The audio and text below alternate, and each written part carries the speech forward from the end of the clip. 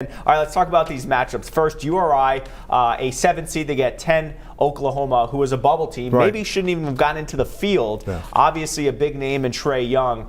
Do you like the matchup for the Rams? I do. I think you're playing a team that a lot of people feel probably shouldn't have gotten in the field.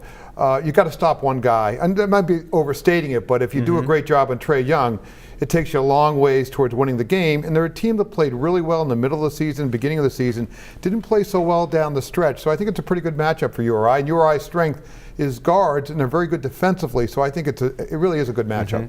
As for Providence, taking on Texas A&M, a team out of the SEC, only 9-9 in conference. They were dealing with some injuries. They have some talent. What do you see as Ed Cooley and his staff starts to scout them? Not a bad matchup. It's a team that's strength is the front court. Robert Williams is going to a chance to be a lottery pick. Great shot blocker. Their guards are suspect. They had a lot of suspensions this year.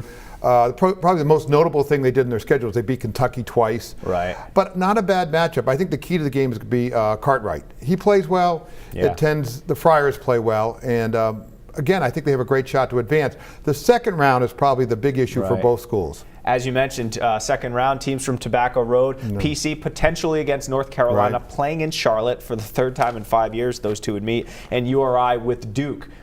If they both should advance, do you see either of them beating those twos? I like Providence's chances against North Carolina a lot better than I like the Duke game.